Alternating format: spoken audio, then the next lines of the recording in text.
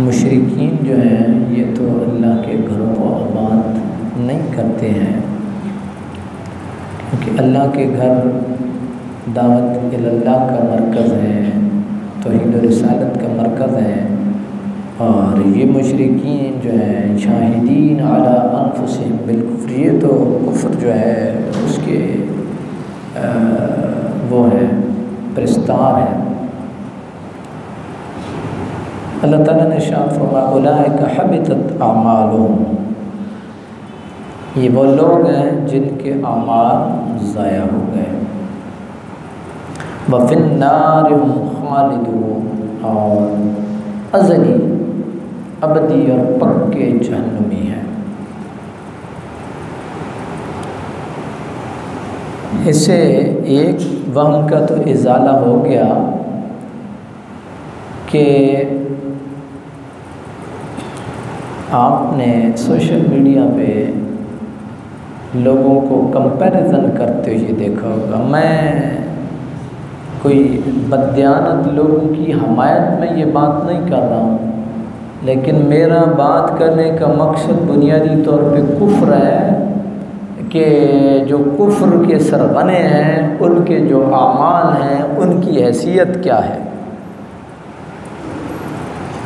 ایمانداری جتنی بھی ہو، ویلفیئر کے کام جتنے بھی ہوں، جتنا بھی جو ان کا جو سوشل وہ جو سسٹم ہے وہ مضبوط ترین کیوں نہ ہو، لیکن جب وہ اپنے خالق کے نافرمان ہیں، اللہ کی ذات کو نہیں مانتے ہیں، رسول اللہ کی ذات کو نہیں مانتے ہیں، تو سیدھی سیدھی آیت ہے اولئک حبطت اعمالہم، یہ وہ لوگ ہیں جن کے اعمال ضائع ہو گئے۔ اگر انہوں نے کوئی سسٹم ڈیولپ کیا ہوا بھی تھا تو وہ آخرت میں انہیں کوئی فائدہ نہیں دے گا، ٹھیک ہے دنیا اور دنیا کی زندگی میں وہ جو بھی کر رہے ہیں سو کر رہے ہیں۔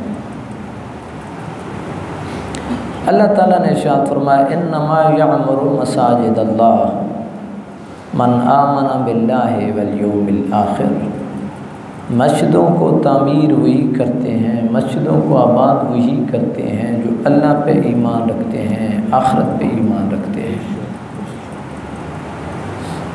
اور اگر آپ اس آباد کاری کی مزید وضاحت چاہیں تو آیت خود کر رہی ہے اقام الصلاۃ، وہ نماز پڑھتے ہیں، وہ ان مسجدوں کو آباد کرتے ہیں نماز کے ذریعے سے، آت الزکاۃ، زکوٰۃ بھی دیتے ہیں، لم یخش الا اللہ، اللہ کے سوا کسی سے وہ ڈرتے اور گھبراتے بھی نہیں ہیں۔ اللہ پاک نے ایسے لوگوں کا بارے میں ارشاد فرمایا یہ وہ لوگ ہیں جو ہدایت یافتہ لوگ ہیں۔ اب آپ ایک پوسٹ آپ شیئر کرتے بھی ہیں اور دیکھتے بھی ہیں کہ مسجد کے اندر سیمنٹ کی بوری پھینکوانے سے پہلے کسی غریب اور نادر اور مفلس آدمی کو اڑوس پڑوس میں دیکھو۔ یہ آپ کس چیز کو کس کے ساتھ کمپیئر کر رہے ہیں؟ یعنی آپ کو اپنے جتنے بھی عللے تللے ہیں ان کے وقت یہ یاد نہیں ہوتا، لیکن اللہ کے گھر کی خدمت کے وقت آپ کو دیگر چیزیں سامنے آ جاتی ہیں۔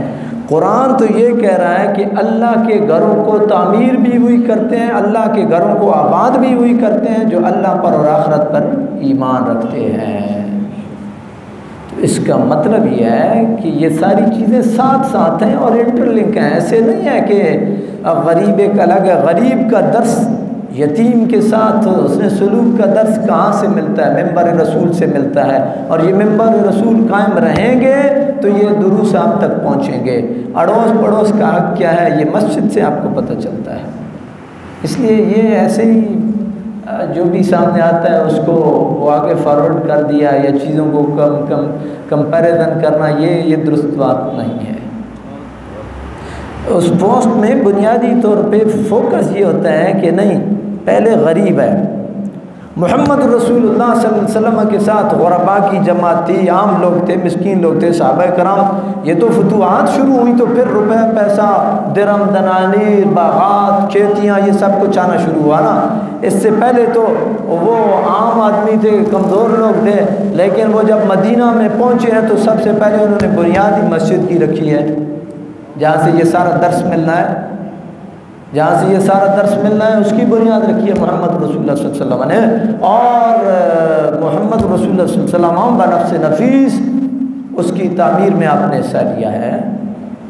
انما یعمر مساجد اللہ من آمن باللہ والیوم الآخر واقام الصلاۃ وآتى الزکاۃ لم یخش الا اللہ۔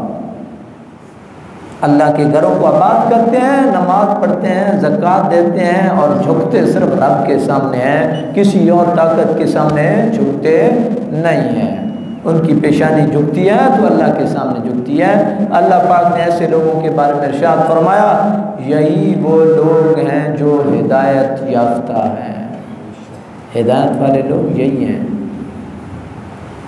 برادران اسلام، مسجد اور اس کی خدمت اور اس کو آباد کرنا بہت بڑے اعزاز کی بات ہے۔ آپ نے وہ حدیث سنی ہوگی کہ ایک سیاہ فام غلام کے بارے میں بھی آتا ہے، خاتون کے بارے میں بھی آتا ہے، وہ مسجد نبی میں جھاڑو لگاتی تھی۔ کچھ دن گزرے، نبی پاک علیہ السلام کو وہ نظر نہیں آیا۔ نبی پاک علیہ السلام نے دریافت کیا کہ وہ جو مسجد کا خدمت گزار تھا وہ کہاں ہے؟ صحابہ نے عرض کی، یا رسول اللہ وہ تو دنیا سے پردہ کر گیا۔ نبی پاک علیہ السلام نے ارشاد فرمایا، تو پھر آپ نے مجھے کیوں نہ بتایا؟ سیاستہ کی حدیث، آپ نے مجھے کیوں نہ بتایا؟ ہے کوئی تم میں سے جو اس کی قبر جانتا ہے؟ اگر کوئی جانتا ہے تو میری رہنمائی کرو، یعنی مجھے لے چلو۔ سرکار دو عالم صلی اللہ علیہ وسلم بنفس نفیس خود گئے اور اس بندے کی قبر پہ دعا کی، خود گیا اور دعا کی۔ اور میں نے ایک فارسی کا شعر کہیں پنجاب میں لکھا ہوا، ایک چھوٹی سی مسجد تھی، اس کے باہر میں نے لکھا ہوا پڑھا تھا، اس کا مفہوم میرے ذہن میں رہ گیا کہ مومن کی مثال مسجد میں ایسے ہی ہے جس طرح مچھلی پانی کے اندر ہوتی ہے۔ جس طرح وہ پانی سے مچھلی کو آپ نکالیں وہ تڑپتی ہے، اسی طریقے سے مومن جب باہر دنیا کے جھمیلوں میں جاتا ہے تو یہ لرزتا ہے۔ اور آپ کے سامنے قدم قدم پہ مسائل ہیں، پرابلمز ہیں، ہر جگہ پہ کہیں جھوٹ ہے، کہیں دوا ہے، کہیں فریب ہے، کہیں خیانت ہے، کہیں کیا ہے، کہیں کیا ہے۔ آپ جو تھوڑا بہت وقت نکال کر کے اللہ کے گھر میں آتے ہیں نا، تو آپ ایک لمحے کے لیے یہ تمام جتنی بھی خرافات ہیں ان سے محفوظ ہو کر کے آپ اللہ رب العالمین کے گویا کے سائے کے نیچے آتے ہیں۔ تو اللہ تعالیٰ نے ارشاد فرمایا ہے کہ ایسے لوگ ہدایت یافتہ لوگ ہیں۔ پھر ارشاد فرمایا، اس دور کے متولیان کعبہ کو مخاطب کیا کہ تم اللہ پہ تو ایمان رکھتے نہیں ہو، اور جہاد کے لیے تم نکلتے نہیں ہو، اور حاجیوں کو پانی پلاتے جا رہے ہو، اور تم یہ سمجھتے ہو کہ یہ بڑا کام ہے اور ہم بڑے مقرب ہیں۔ ایسا نہیں ہے۔ پلڑا بھاری اسی کا ہے جو اللہ پہ ایمان رکھتا ہے۔ من آمن باللہ والیوم الآخر وجاہد فی سبیل اللہ لا یستوون عند اللہ۔ اللہ کے نزدیک یہ دونوں برابر نہیں ہیں۔ جو سر میں تلوار کھاتا ہے، جو خون دیتا ہے، جو گردن کٹاتا ہے، جو محمد رسول اللہ کی اتباع میں یہ کہتا ہے، یا رسول اللہ جو حکم ہوگا سر آنکھوں پر ہم تو گھوڑے سمندروں میں بھی ڈال دیں گے، تو وہ اور ایک وہ بندہ کہ جو خدا کو مانتا ہی نہیں ہے، اور وقتی طور پہ چونکہ وہ متولیان کعبہ ہیں اور وہ لگے ہوئے ہیں اور پانی پلا رہے ہیں اور وہ سمجھ رہے ہیں کہ وہ نیکی کھٹ رہے ہیں، ایسا نہیں ہے۔ یہ دونوں برابر نہیں ہو سکتے ہیں۔ اللہ تعالیٰ نے ارشاد فرمایا، اجعلتم سقایۃ الحاج وعمارۃ المسجد الحرام کمن آمن باللہ والیوم الآخر وجاہد فی سبیل اللہ لا یستوون عند اللہ واللہ لا یہدی القوم الظالمین۔ پھر اس کے بعد ارشاد ہوا، الذین آمنوا وہاجروا وجاہدوا فی سبیل اللہ باموالہم وانفسہم اعظم درجۃ عند اللہ واولئک هم الفائزون۔ وہ لوگ آمنوا ایمان لائے، ہاجرو ہجرت کی، جہادوا فی سبیل اللہ بے اموالہم وانفسہم جہاد فی سبیل اللہ کیا۔ تو اللہ تعالیٰ نے ارشاد فرمایا کامیاب دیکھنے ہیں تو یہ لوگ دیکھو، اور درجات میں بلند ترین لوگ دیکھنے ہیں تو یہ لوگ دیکھو جنہوں نے ایمان کے لیے سب کچھ قربان کیا ہے، سب کچھ قربان کیا ہے۔ لا الہ الا اللہ محمد رسول اللہ پڑھا ہے، پھر نبی پاک علیہ السلام کی اتباع میں گھر بار بھی چھوڑے، علاقے بھی چھوڑے، ہجرتیں بھی کیں، ماریں بھی کھائیں، اور پھر اپنے خون کی بھی قربانی دی اور اپنے مال کی بھی قربانی دی۔ یہ کون لوگ ہو سکتے ہیں؟ یہ وہ عظیم جماعت ہے جس کے سرخیل رہبر و رہنما سیدنا ابو بکر صدیق رضی اللہ عنہ ہیں، اور وہ عظیم رہنما محمد رسول اللہ کا وہ سچا غلام، وہ ایسا عظیم اور باوفا شخص کہ جس کو جنت کے 8 دروازوں سے صدا لگائی جائے گی، جنت کے 8 دروازوں سے صدا لگائی جائے گی سیدنا صدیق اکبر رضی اللہ عنہ کے لیے، ادھر سے صدیق ادھر سے آ جائے، صدیق ادھر سے آ جائے، صدیق ادھر سے آ جائے، صدیق ادھر سے آ جائے۔ کیا شان ہے ایسے بندے کی! یہ کون ہے؟ آمنو، سب سے پہلے ایمان لانے والا، ہاجروا، محمد رسول اللہ کی خدمت گزاری میں ہجرت کرنے والے۔ صرف ہجرت اور چیز ہے، حضور کو اٹھا کر کے غار ثور پہ لے جانا اور چیز ہے، اور پھر پہلے اترنا اور چیز ہے، اور پھر سوراخوں کو ایڑیوں کے ساتھ بند کرنا اور چیز ہے، اور پھر سانپ کے ڈسنے سے بھی محمد رسول اللہ کو بیدار نہ کرنا اور ہے۔ آمنو ہاجروا، ہجرت تو باقی لوگوں نے بھی کی، سارے عظیم ہیں، صحابہ کی جماعت ساری عظیم ہے، لیکن سیدنا صدیق اکبر رضی اللہ عنہ کی عظمت کی بات ہی کچھ اور ہے۔ اور ایسا عظیم آدمی کے راستے میں جب ہجرت کی میں بات کر رہا ہوں، راستے میں جب محمد رسول اللہ صلی اللہ علیہ وسلم کا اور سیدنا صدیق اکبر رضی اللہ عنہ کا تعاقب ہوا تو لوگ پہنچ گئے۔ ایک بندہ سب سے پہلے آگے گھوڑے کو ایڑی لگا تو وہ پہنچ گیا، انہوں نے کہا، وہ حضرت سیدنا صدیق اکبر رضی اللہ عنہ کو جانتا تھا، نبی کریم علیہ السلام کو نہیں دیکھا تھا اس نے کہا کہ یہ آپ کے ساتھ کون ہے؟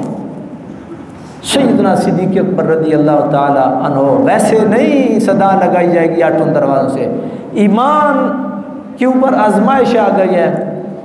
اگر میں کہتا ہوں یہ محمد رسول اللہ ہیں تو میں کس دفاع کے، میں کیا پھر دفاع کروں کہ خود اپنے گویا کے ہاتھوں سے نبی کریم علیہ السلام جو ہے وہ آپ کو دوسروں کے حوالے کر رہا ہوں، اور اگر میں یہ کہتا ہوں کہ یہ نبی پاک علیہ السلام نہیں ہے تو میری صداقت پھر کیا؟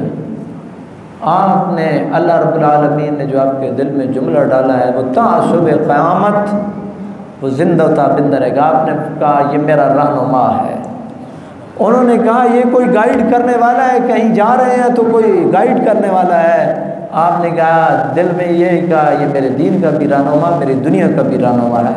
اس طرح نبی پاک علیہ السلام کو اس سے بچا کر کے حضرت سیدنا صدیق اکبر رضی اللہ تعالی عنہ نکلے۔ یہ ہے آمنو ہاجروا جاہدوا فی سبیل اللہ، جہاد کیا بے اموالہم و انفسہم، مال بھی قربان کیا، جان بھی دی۔ اللہ تعالیٰ نے ارشاد فرمایا پھر اتنی قربانی دینے والے بندے ہیں ان کے تو پھر درجات بھی بڑھے ہیں نا، اعظم درجۃ عند اللہ، یہ درجوں کے اعتبار سے اللہ کے ہاں بہت بڑے ہیں۔ اور اولئک هم الفائزون، یہی کامیاب لوگ ہیں۔ یہ جو ہم ہے نا اس کو الگ ذکر کیا ہے، ویسے تو جملہ سنٹینس اسی سے بھی کمپلیٹ ہے، اولئک الفائزون، یہ کامیاب لوگ ہیں۔ اولئک الفائزون سے بھی جملہ مکمل ہے، لیکن یہ جو ہم درمیان میں ہے اس کا ترجمہ یہ ہے کہ یہی کامیاب لوگ ہیں۔ یہ جو زور اور تاکید ہے یہ ہم کی وجہ سے ہے۔ اللہ تعالیٰ نے ارشاد فرمایا کسی نے کامیاب لوگوں کو دیکھنا ہے تو انہیں دیکھو۔ برادران اسلام، یہ وہ عظیم لوگ ہیں جنہوں نے اللہ رب العالمین کے ساتھ اور اللہ کے حبیب کے ساتھ والہانہ محبت کی ہے۔ پھر اللہ پاک نے ارشاد فرمایا یبشرہم ربہم برحمت منہ ورضوان وجنات لہم فیہا نعیم مقیم، ان کا صلہ، ان کا اجر یہ ہے اعظم درجۃ عند اللہ، درجے ان کے بڑے، اولئک هم الفائزون، کامیاب یہ، یبشرهم ربهم برحمت من، بشارت ان کو، ورضوان، رضوان اور خوشنودی ان کا مقدر، وجنات، جنت ان کا مقدر۔ 5 انعام رب نے گنوائے، اعظم درجہ هم الفائزون، یبشرهم ربهم، رضوان، جنات۔ اور پھر اللہ پاک نے ارشاد فرمایا خالدین فیہا ابدا ان اللہ عندہ اجر عظیم۔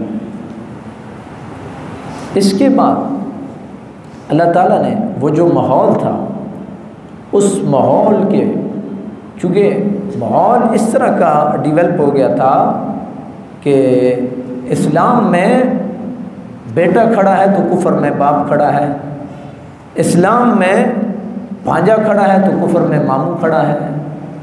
اب اللہ پاک نے ارشاد فرمایا ترجیح کیا ہے؟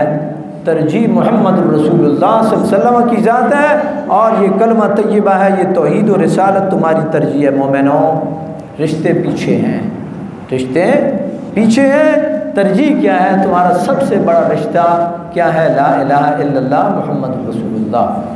اور اس رشتے کی بنیاد پر میں اور آپ سارے اس رشتے میں پروئے ہوئے ہیں۔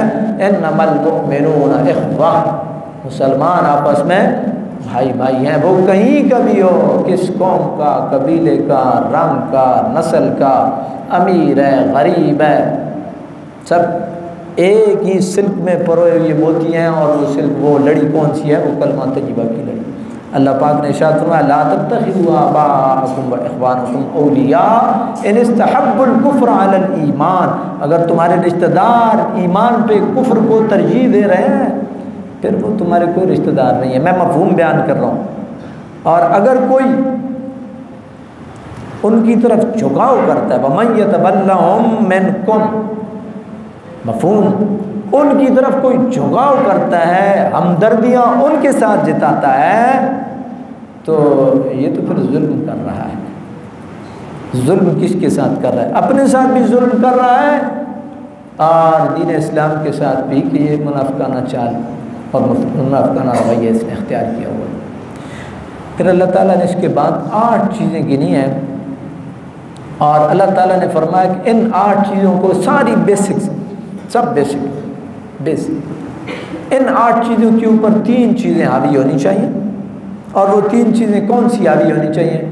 اللہ کی محبت، اللہ کے رسول کی محبت، اور جہاد فی سبیل اللہ۔